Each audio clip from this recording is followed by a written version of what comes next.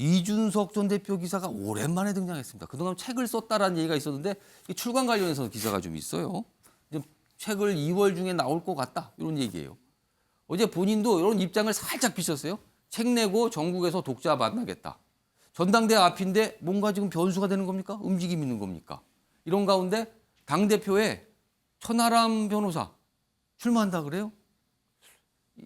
이준석 전 대표와 조금 뭐 관계가 좀 있는 걸로 꼽히잖아요. 등등등입니다. 자, 그럼요. 뭐 지난 얘기인데 과거에 이준석 전 대표가 한 얘기가 있어요. 어떤 행사장에서 들어보시죠.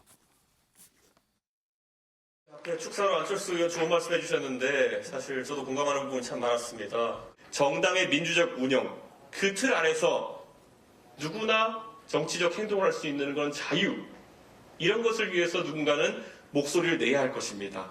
내 마음대로 힘센 사람이 하는 것은 자유가 아닙니다. 김세호 위원장 짧게 이준석 전 대표 전당대회 변수가 될 수 있을까요? 어떻게 보십니까? 저는 변수가 될 수 있다고 봅니다. 그러니까 지금 당대표 선거가 양강구도로 지어지고 있는 상황에서 초박빙의 어떤 승부 양상을 보여주고 있거든요. 천하람 위원장의 출마가 사실은 이 둘 양강구도를 어떻게 균열내는지에 따라서 사실은 전당대회 판도가 굉장히 달라질 수가 있고 특히 이제 최고위원 선거 같은 경우에는 4인을 뽑기 때문에 이준석 대표 체제에서 들어왔던 당원들이 어떤 사람에게 표를 몰아주느냐는 굉장히 중요한 변수로 작용할 것 같습니다. 이준석 전 대표도 그런 걸 생각했을까요? 딱 이런 입장을 좀 냈습니다. 이준석 전 대표가 참여한 이 행사에 이 안철수 의원과 함께 했었습니다. 이 두 사람이 만나서 좀 어색한 듯 화기애애한 듯 이 인사를 주고받는 장면이 네. 좀 있었거든요. 이 전 대표 이 당권 레이스에 집중 중인 이 안 의원을 격려하는 듯한 발언이 있었습니다. 직접 듣고 오시겠습니다.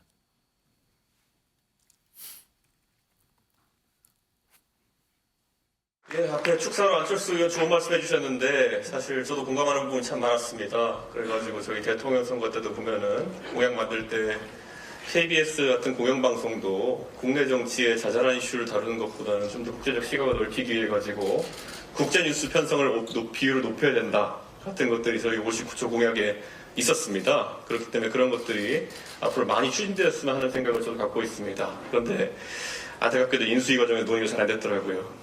그래서 그 부분은 좀 아쉬운데 앞으로 더 큰 정치 하시면서 그런 부분도 포함해 나갔으면 좋겠습니다. 네, 좀 세부적인 내용들이 많았지만 이 영상 초입에 들으신 저도 공감하는 부분이 참 많았다라는 멘트가 주목받았습니다. 이 언론사 행사였던 만큼 이 안철수 의원이 참석해서 축사에서 이 국제뉴스 보도의 필요성을 좀 강조하는 내용이 있었는데 네. 이 전 대표가 이 맞는 말씀이다라는 식으로 반응하면서 격려하는 장면이 있었습니다. 네, 그런데 지금 이렇게 분위기가 좋은 두 사람의 투샷이 조금 어색한 이유가 있죠. 사실 이 둘 오랜 앙숙으로 유명하지 않습니까? 네. 이 두 사람의 악연의 시작 2016년 총선이었습니다. 서울 노원병에서 두 사람 맞붙었고 2년 뒤에 재보궐선거 때도 맞붙었습니다. 국민의힘과 국민의당 합당 이후에 이준석 당대표 시절에도 미묘한 신경전이 이어졌는데 영상으로 보고 오시죠. 실제로 저는 그 안철수 후보가 이번엔 또 단일화 없이 자기 완주하겠다 또 그러고 있거든요. 예. 그러니까 이분은 본인이 그 예전처럼 제3지대로는 하겠다는 것인지 아니면 또 야권 단일 후보 노리고 이렇게 하겠다는 것인지 논의를 하자고 해서 하는 분도 아니고요. 뭐 본인 하고 싶은 대로 하는 분이기 때문에 결코 무슨 뭐 선제한할 일도 없을 것이고요. 글쎄요. 뭐 권한은 없는 대표가 하는 말에 대해서 신경 쓰지 않고 있습니다.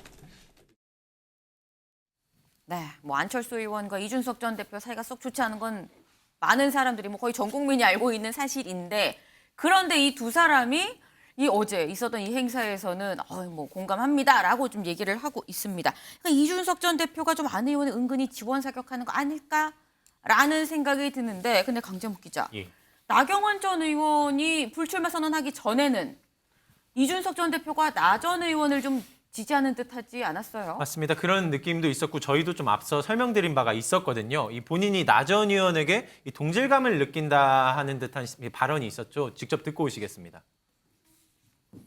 아마 제가 겪은 경험이랑 비슷한 경험을 하고 있고요. 그러니까 기시감이 있는 거죠. 그렇다고 해서 뭐 나경원 대표를 돕고 이럴 건 아니고. 그래서 그냥 예측이 됩니다. 좀 어느 정도. 그래요? 현재 상황이 어떻게 진행될지. 적어도 본인에게 출마의 기회가 주어지는 상황 속에서는 항상 나가셨던 분입니다. 나경원 원내대표도 정치를 오래 하신 분인데 지금 시점에서 본인의 진로에서 불출마 선택 이후에 본인에게 어떤 진로가 있을 것인지에 대해서 예측이 안 될 겁니다.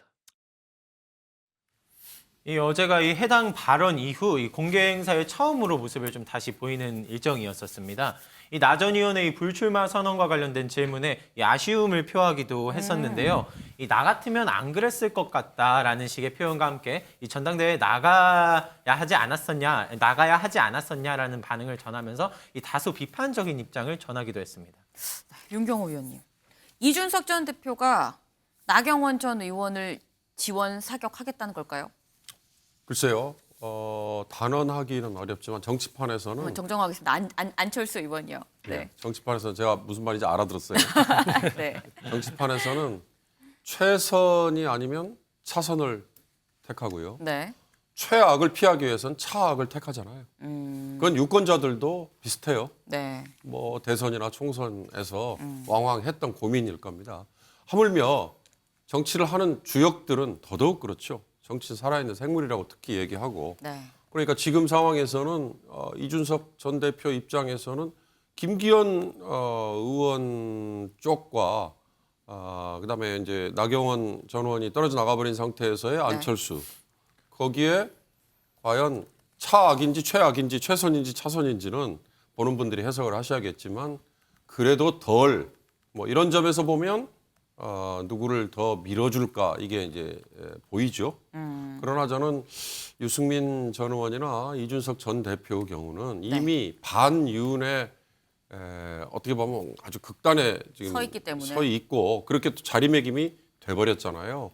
저분들은 과연 국민의힘 당내에 존재할 수 있을까? 언젠가는 선거를 앞둔 총선을 앞둔 시점에서는 다시 다른 당으로의 행보가 불가피하지 않을까 이런 생각이 들어요. 그런 점에서는 이번에 이준석 전 대표가 안철수 의원을 그동안에 아주 앙숙 같았던 안철수 의원을 민다. 이게 얼마나 효과가 있을까. 저는 설사 나는 김기현 대표를 반대합니다라고 얘기를 해도 네. 그게 안철수를 몰아주는 효과는 그렇게 크지 않을 것 같다. 이런 생각이 듭니다. 이준석 전 대표가 설혹 안 의원을 지지를 하고 뭐 지원 사격을 한다고 해도 효과가 있겠느냐라는 지금 말씀을 주셨습니다. 일단 뭐 안 의원도 이런 뭐 지원 사격을 반기는지 안 반기는지도 알 수 없습니다만 일단 지금 약간 묘한 분위기가 좀 형성이 됐죠.